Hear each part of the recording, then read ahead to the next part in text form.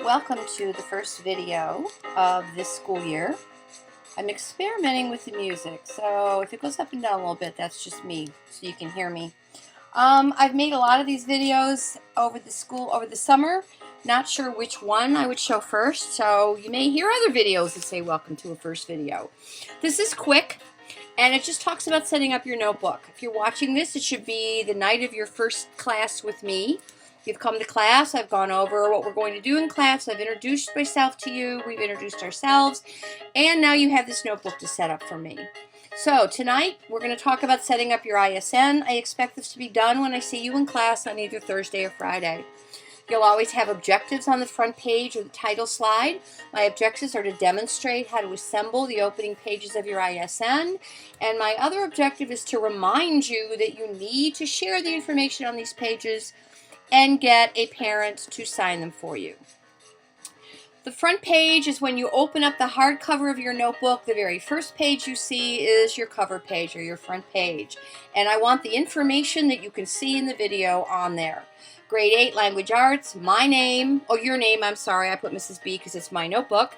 Your name, my name, my room number, and then I'm going to give you a mission statement to glue in because we're going to go back and refer to that from time to time. I am going to check to make sure that you have this complete, so make sure it's set up just like this. This is in case you lose it, they can either get it back to you or they can get it back to me. On the next right-hand page, which means you're going to turn the front page or the face page over, the back of the face page will be blank. This will be the next right-hand page. I want you to begin lettering A through G.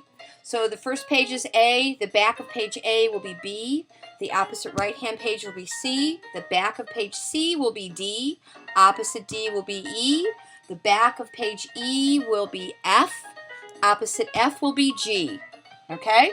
So you're going to number lowercase letters A through G.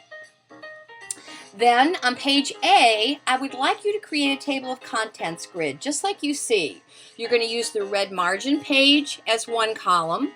You're going to leave a wider column in the middle, and then you're going to make another margin column on the outside. Label the first one page number, the wider copy topic, and the middle column date. You can create this grid on the first 2 or 3 pages if you like, but you need to at least have the first page done when I see you in class.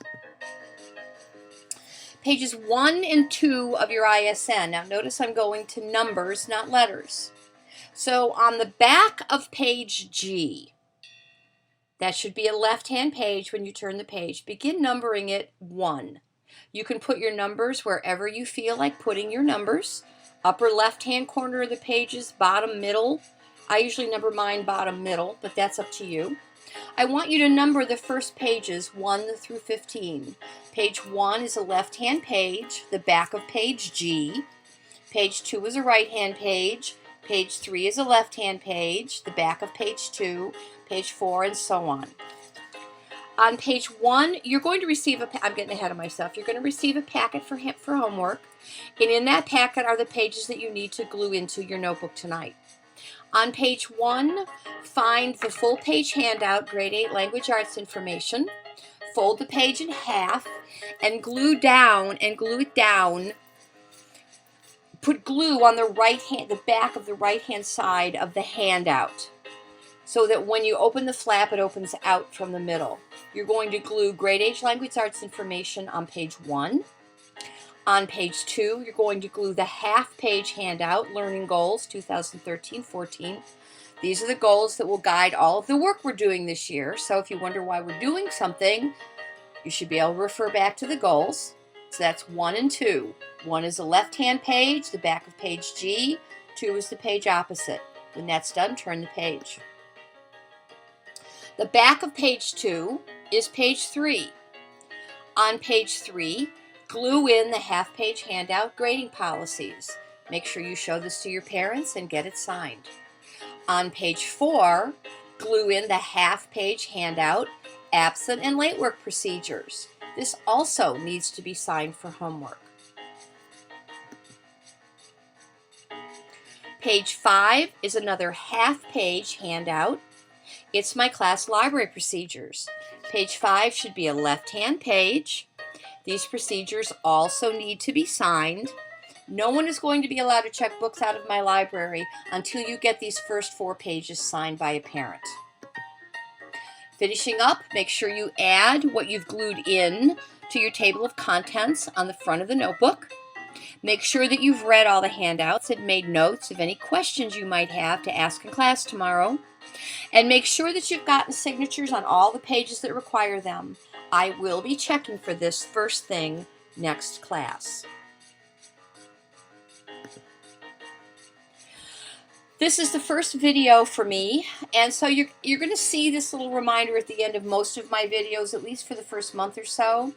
I expect you to be an active viewer, which means you're going to watch the video carefully.